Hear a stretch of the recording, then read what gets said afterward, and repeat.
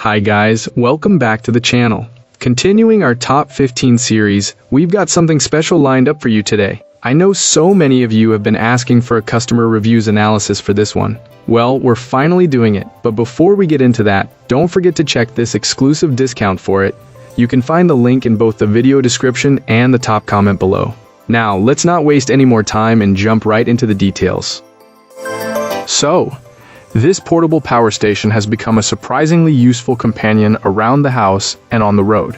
I picked it up on Amazon on December 1st, 2024 for $479 plus about $50 in tax, bringing the total to $528.58 as of early January. The price is still $479 when you use the Amazon coupon.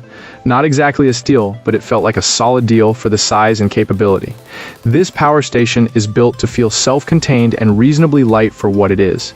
It's advertised as having an ordinary continuous inverter rating of 1800 watts and a peak of 2700 watts, which means it can handle typical 12-volt appliances in fits and spurts. Think toaster oven, microwave, coffee pot, so long as you're not trying to run everything at once. It's the kind of unit you could roll into the kitchen and use for a few hours without it feeling like a grind. One thing you'll notice is the battery capacity. The nominal figure is 1,152 watt-hours, but the manual says you have to derate by 10% and then another 15%. That math lands you at roughly 900 watt-hours available when you're running through the built-in inverter. My testing aligned with that, plan on around 900 watt-hours as a practical number. The big plus here is the compact form factor and the possibility of running things intermittently. It's big enough to power the fridge for short stretches and the occasional heavy draw appliance, but not so large you'd want to carry it around all day by yourself. The downside is the internal battery isn't huge, so if you're hoping for a 12-hour fridge run on its own, you'll probably come up short unless you add some external help. Speaking of which, I did add an external battery, a 12-volt 100 amp-hour LiFePO 4-pack, giving about 1,280 watt-hours of extra juice. I connected this to the power station's solar charging input. At 12 volts, it pulled in around 98 watts at 24 volts via a simple buck converter. It managed around 150 watts with a continuous load of around 90 watts from the inverter and the external pack topping things up. I managed more than 16 hours of runtime and still had about 10% on the internal battery. Crank the load up to around 183 watts and run the same external battery at 24 volts. And you'll squeeze about 9 hours with 3% left in the internal unit. In both cases, I was pulling the full external battery's 1,280 watt-hours.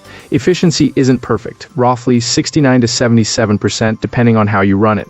But the combo works, and it's still cheaper than upgrading to the bigger AC 180 Volt 2 with more battery in the unit itself. The older model plus an affordable external battery gives you the runtime you want without paying for an all-in-one behemoth. There are a few small quirks worth noting. There is a standby drain of about 15 watts, which you notice if you forget to turn it off.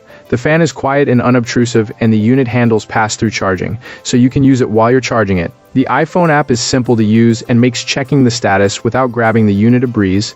And yes, customer service has improved. Abby from the team helped with an exchange in firmware updates that finally unlocked full volume performance after recalibration steps. Update the firmware, charge to 100% discharge with a modest load on the AC side, give it time to cool, then recharge. After that, this power station finally lived up to the promise. Overall, this power station is a solid, practical choice if you want reliable portable power you can count on for everyday needs and occasional off-grid use.